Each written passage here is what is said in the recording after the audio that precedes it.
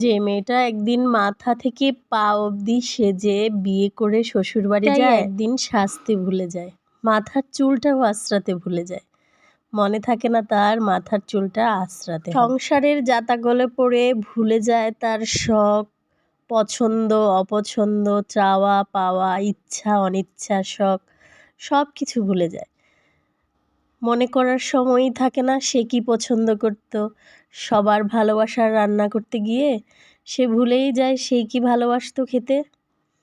এটাই মনে হয় মেয়েদের নিয়তি, এটাই বাস্তবতা।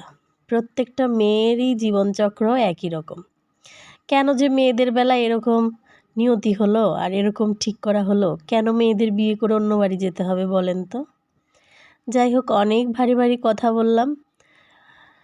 বলতে বলতে রান্না করতেছিলাম।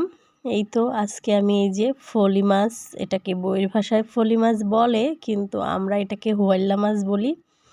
তো এগুলো মূলত পুকুরে হয়ে থাকে। তো এই মাছগুলো ঠিক অনেক দিন পর রান্না করছি আজকে। আমাদের বাড়িতে যখন পুকুরে মাছ ধরেছিল তখন এই মাছগুলো খেয়েছিলাম, আবার এতদিন পরে এই খাচ্ছি মাছগুলো। মাছের আঁশগুলো ছাড়ানো এত কষ্টকর, অনেক সময় লাগে মাছের আঁশগুলো ছাড়াতে। আমার তো মনে হয় সব মাছের চাইতে এই মাছের আঁশ ছাড়ানো কষ্টকর। তো যাই হোক, আমি মাছগুলো প্রথমে লবণ হলুদ দিয়ে ভালো করে মাখিয়ে নিয়েছি, মেখে কড়া করে ভেজে নিচ্ছি। আমি এই মাছগুলো আজকে ভাজা করব। তো এই তো মাছগুলো উল্টে পাল্টে আমি লাল লাল করে কড়া করে ভেজে নিয়েছি, ভেজে তুলে নিচ্ছি।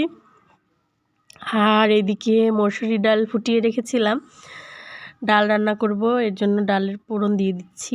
একটু জিরা ফোড়ন দিয়েছি আর পেঁয়াজ কুচি দিয়েছি। এখন ওগুলোকে লাল লাল করে ভেজে তারপরে ডালগুলো দিয়ে দেব।